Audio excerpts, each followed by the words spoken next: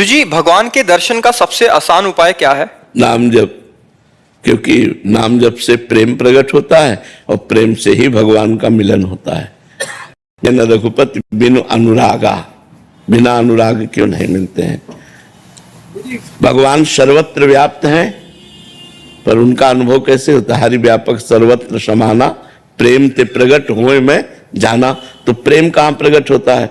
बोले प्रेम मूल यह नाम है, प्रेमी रसिक जपत यह नाम, प्रेम मगन निज बन विश्राम। प्रेम का मूल क्या है? भगवान नाम।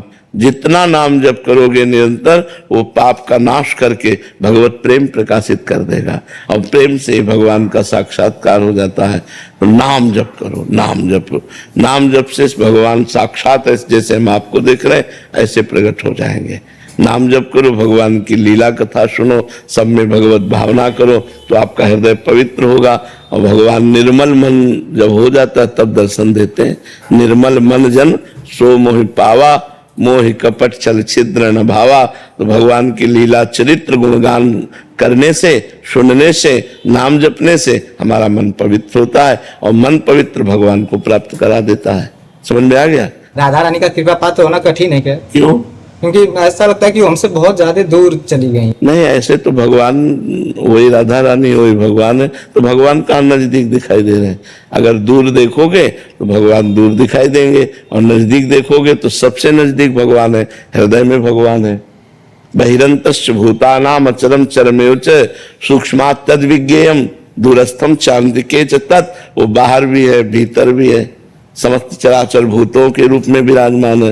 वो दूर भी है, नजदीक भी है। जैसा मानो वैसा ही वो है। अगर मानते हो कि भगवान की कृपा प्राप्त होना बहुत कठिन है तो बहुत कठिन है। अगर मानते हो कि हम भगवान के बच्चे हैं, हम पर तो कृपा है, कृपा क्या प्राप्त करना है? कृपा है। कृपा ना होती तो मनुष्य जन्म न मिलता, कृपा ना होती तो वृंदावन न आते, कृपा ना होती तो साधु समागम न मिलता। हमारे ऊपर तो कृपा है और हृदय नाच पड़े और खूब नाम जप करे तो कृपा में डूब गया। अगर निगेटिव सोचो, अरे वो तो बहुत दुर्लभ है, तो भोग सुलभ है, भोगों में लग जाओ। हमें पॉजिटिव चिंतन बढ़ाना है, निगेटिव चिंतन नहीं। अरे भगवान की कृपा, भगवान की कृपा तो है बच्चा, बिना कृपा के बैठे हो क्या यहाँ? अब मोहि भा भरोसा हनुमंता, बिनु हरि कृपा मिले नहीं संता। तो जो संत समागम में बैठे हो, भगवान की कृपा है तभी तो बैठे हो। गुरुदेव, आजकल के माहौल में अपने कर्तव्यों का निर्वहन करते हुए क्या मोक्ष की प्राप्ति संभव है? हाँ, उसका उपाय है धर्मयुक्त कर्म होना चाहिए और कर्म भगवान को समर्पण करना चाहिए और निरंतर नाम जप का अभ्यास करना चाहिए। कर्म समर्पण और नामाभ्यास से वो भगवत प्राप्त हो जाएगा। गुरुदेव, मैं सुप्रीम कोर्ट में एडवोकेट हूँ, तो हमें दोनों पक्षों को देखना पड़ता है। अब देखो, ऐसी बात तुमने कही है कि इसमें हम संशय पैदा करते हैं, क्योंकि आप लोग जानते हैं कि हम जिसका साथ दे रहे हैं दोषी है। आपको पता, वो बताएगा, ना बताएगा तो रुपया बताएगा। जहां से ज्यादा रुपया मिलेगा तो रुपया बताएगा ना। अब अगर दोषी को आप बचाते हैं और अर्थ लेते हैं तो मोक्ष कैसे हो सकता है? संशय इसीलिए हमने प्रकट किया, इसीलिए पहले कहा धर्मयुक्त कर्म। अगर पता है दोषी है तो हम तुम्हारा केस ही नहीं लेंगे। जैसे कानून के मुताबिक अगर कोई अपराधी भी है, इवन जैसे आतंकवादी भी हमारे यहाँ आए, उनको भी हम बचाव के लिए वकील देते हैं। तो वो वहाँ कर्तव्य आता है उसका कि अगर उसको दिया गया है कि उसका बचाव करना है। जो देखो, सरकारी बचाव पक्ष देना और धन से बचाव पक्ष देना, इनमें दो में भेद हो जाता है। यदि आप सरकारी वकील हो और सरकारी वकील के अनुसार आपको बचाव पक्ष दिया गया है, तो फिर आपका कर्तव्य बनता है कि आपको जितनी वकालत है वो पूरी लगाकर उसको बचाने की कोशिश। लेकिन अर्थ के विषय में तो हम सावधान हो सकते हैं कि एक आदमी गलत का आचरण करके आपको 50 लाख देता है और एक 5 लाख भी नहीं दे सकता है। हमारे वकालत की सार्थकता होगी कि हम एक निर्दोष आदमी को बचा सके। कुछ होते हैं जिनका पेशा होता है, जिनका कार्य ही होता है मुजरिम कोटि का, ऐसे लोगों का साथ नहीं देना चाहिए और धर्म से चलना चाहिए। तो भगवान कृपा करेंगे, नहीं तो बहुत मतलब धर्म का सूक्ष्म स्वरूप है। अपराध बनने में देर नहीं लगती ना। अच्छा, ये वकालत ऐसा खेल है कि इस खेल में मतलब समझ पाना बड़ा कठिन होता है। कोई अपने को वकील से दोषी नहीं कहता कि मैं दोषी हूं, अब वो क्या करे, अब वो उसका पक्ष अगर लेगा और कहीं निर्दोष को, तो धर्म बड़ा सूक्ष्म विषय है, फिर वो अपने को घातक हो जाएगा। वो रुपया, वो संग, वो वकालत, वो अपनी मानसिकता को, अपने परिवार को दुख देने वाली बन जाएगी। तो हम ये प्रार्थना करेंगे जहां तक हो सके तो बचने की कोशिश करें ऐसे धन से, ऐसे लोगों के पक्ष से जो हमारी बुद्धि को विकृत कर दे, जो हमें आगे चलकर अशांति प्रदान करें। हम धर्मयुक्त कोशिश करें। है तो बड़ा मतलब विचित्र इसमें कि हम किससे पूछे कि तुम सही हो कि गलत हो। हर आदमी अपने को सही ही साबित करता है, तभी वो वकील को अपने पक्ष में ले पाएगा। कोई बताते नहीं करते। हाँ, तो इसलिए भगवान का आश्रय लो, भगवान से प्रार्थना करो कि आपको सही मार्ग दिखाते चले। महाराज जी, मैं एक गृहिणी हूँ और कर्मचारी के तौर पर डाक विभाग में कार्यरत हूँ। मेरा अधिकतर समय घर और ऑफिस के काम में ही निकल जाता है। आपके सत्संग के माध्यम से ज्ञात हुआ कि किया हुआ जो भी कर्म है उसको प्रभु को समर्पित कर दो, ये भी एक प्रकार की पूजा में आता है। कृपया मार्गदर्शन कीजिए कि क्या ये कर्म योग है या भक्ति योग, या यदि भक्ति योग है तो मैं महादेव के सबसे प्रिय भक्त नंदी जी की तरह निष्काम भक्ति के मार्ग पर कैसे चलूं? देखो, कर्मयोग जब हम निष्काम भाव से दूसरों के सुख के लिए कर्म करते हैं उसे कर्मयोग कहा जाता है। निष्काम भाव से, मन से, वचन से, कर्म से दूसरों को सुख प्रदान करना, और वो भी कर्म का अहंकार ना होना, ये निष्काम कर्मयोग के अंतर्गत। और जब हम भगवान नाम जप करते हुए भगवान की प्रसन्नता के लिए कर्म करते हैं और वो कर्म करके भगवान को समर्पित कर देते हैं तो वो भक्ति योग हो जाता है। और जब हम जिस भगवान के नाम रूप को स्वीकार करते हैं उसी भगवान में तन्मय होने के लिए नाम जप करते हैं, उनकी लीला कथा सुनते हैं और उनका जो भी कर्म है वो उनका ही आराधन मानकर करते हैं, तो हमारी अनन्य भक्ति पुष्ट हो जाती है। तो जैसे आप भगवान शिव के लिए कहा, तो आप नाम जप करो, जो कर्म करो वो भगवान शंकर को अर्पित कर दो, शिवार्पणमस्तु, और उनसे प्रार्थना करो कि आपके चरणों की अनन्य भक्ति हमें प्राप्त हो जाएगी। संगीता सिंह जी, दिल्ली से। राधे राधे महाराज जी। महाराज जी, मैं कई हॉस्पिटल की संचालिका हूं। सामाजिक सेवा के माध्यम से समाज में सकारात्मक परिवर्तन लाने के लिए आपके क्या विचार हैं? हमारे विचार पहले सकारात्मक होने चाहिए। जो हम सकारात्मक विचार वाले हैं तो हम सकारात्मक विचार ही फैला सकते हैं। अगर हमारे विचार नकारात्मक हैं तो हम सकारात्मक का नाटक कर सकते हैं लेकिन सकारात्मकता नहीं ला सकते हैं। सकारात्मकता कब आएगी? जब हमारे अंदर शांति होगी, हृदय प्रसन्न होगा, तब पॉजिटिव विचारों का उत्थान होता है। जब हमारा हृदय चिंताग्रस्त होता है, भययुक्त होता है, विषादयुक्त होता है, तो नकारात्मक भावों का सृजन होता है, निगेटिव बातें हमारे अंदर आती है।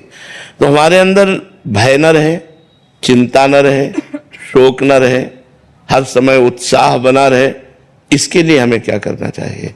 इसी से पॉजिटिव भाव आते हैं। निर्भयता से, निश्चिंतता से, निशोकता से पॉजिटिव भाव आते हैं, सकारात्मक भाव आते हैं। इसके लिए हमें भगवान की शरण में होकर भगवान का स्मरण करना चाहिए।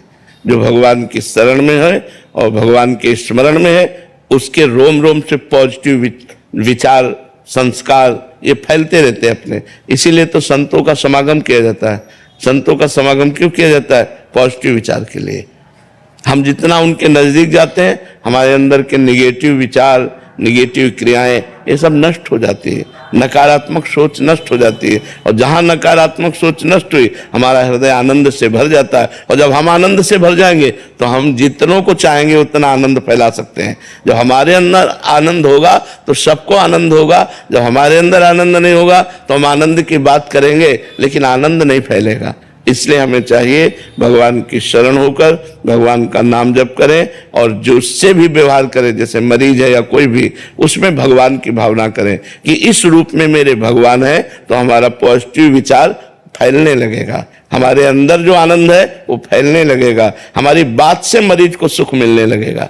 हमारी बात मात्र से लोगों को आनंद मिलने लगेगा। तो इसलिए हमें चाहिए भगवान की शरण होकर खूब भगवान के स्मरण करते हुए कार्य करना। महाराज जी, मेरा प्रश्न है कि जब हम किसी नए कार्य को शुरू करते हैं, जैसे कोई भी नया कार्य, पढ़ना हो, नाम जपना हो या अन्य कोई, तो शुरुआत में बहुत उत्साह और उमंग जोश रहता है, हम ये कर लेंगे कि और सफलता पा लेंगे, परंतु समय के साथ धीरे धीरे उसमें शिथिलता आने लग जाती है। उमंग उत्साह धीरे धीरे बढ़ने के बजाय कम क्यों होने लग जाता है?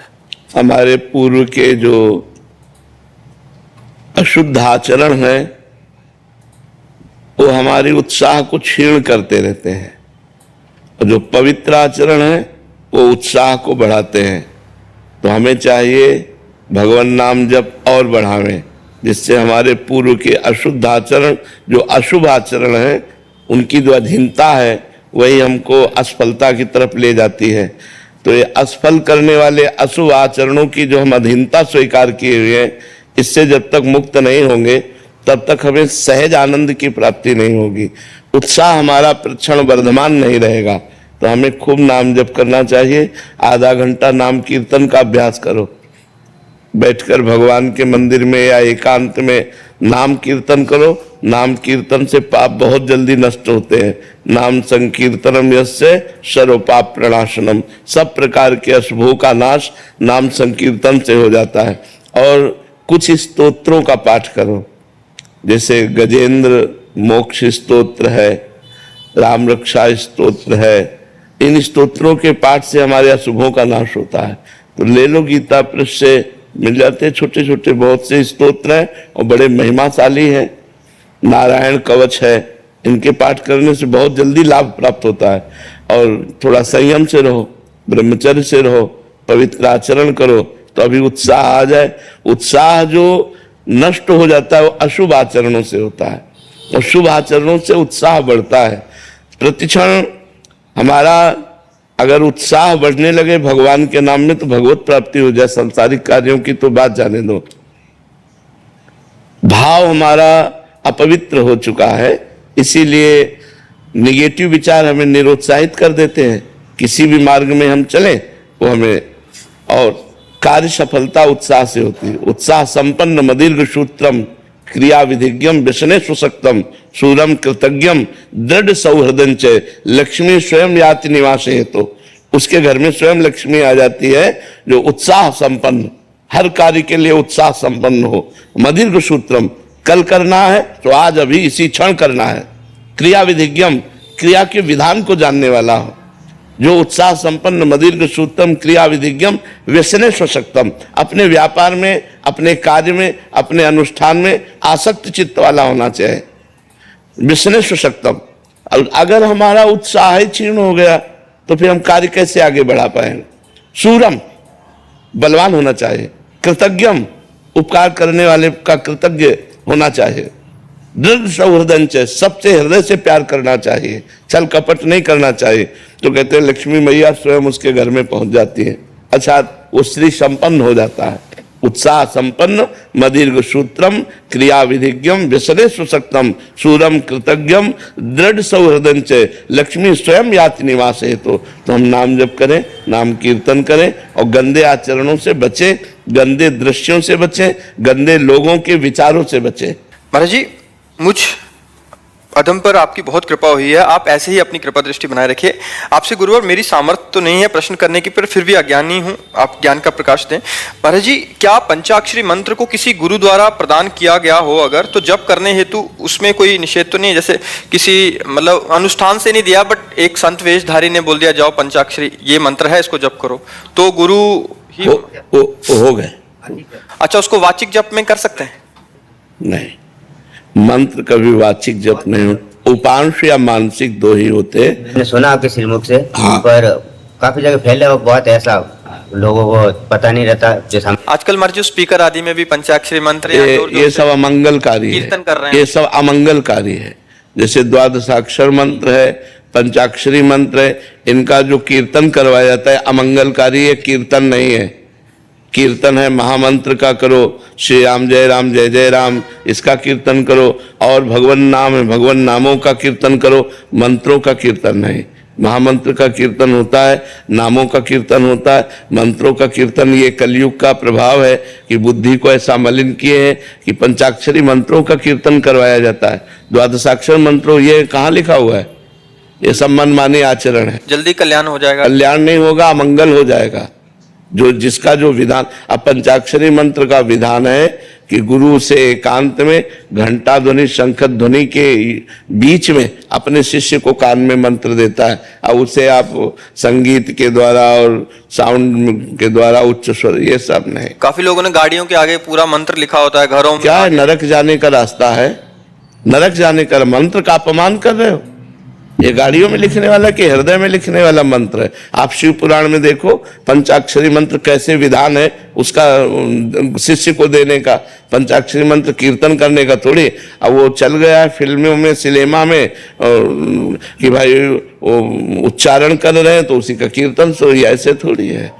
मंत्र कोई भी जब किया हो ऋषि तो ऐसे थोड़ी कि वो बैठे और उच्चारण कर रहे हैं, ऐसे मंत्र थोड़ी कोई सिद्ध होता है। सिद्ध तो ऐसे होता है, अंदर ही अंदर चल रहा, कोई जान नहीं रहा। वो तो नाटक दिखाने के लिए वो ऐसा कर रहे हैं, तो नाटक थोड़ी सत्य होता है। आजकल जो देखते हैं महाराज जी, जो देखते हैं और जो समाज में चल रहा होता है, प्रचलित होता है, उसी को अनुसरण करने लग जाते हैं। उसका वास्तविक यथार्थ क्या रहस्य है उस बात को इन मंत्रों को सबसे प्रार्थना है ऐसे जपो भी नहीं, पहले गुरु से लो और फिर जपो। गुरुमुख होकर मंत्र लो और फिर उसको पवित्र स्थान में, पवित्र आसन पर बैठकर या पवित्र वस्त्र धारण करके तब आप नाम मंत्र जप करो। नाम किसी भी स्थिति में जप सकते हो, नाम कीर्तन खूब करो, इसके लिए कोई मना नहीं, लेकिन मंत्र कीर्तन मत करो। मंत्र जप होता है, मंत्र कीर्तन नहीं होता है। नाम कीर्तन होता है, नाम संकीर्तनम यस्य, नाम कीर्तन बात कही गई। मंत्र को 2 प्रकार से जपा जाता है, उपांश या मानसिक। नाम को 3 प्रकार से जपा जाता है, वाचिक, उपांश और मानसिक।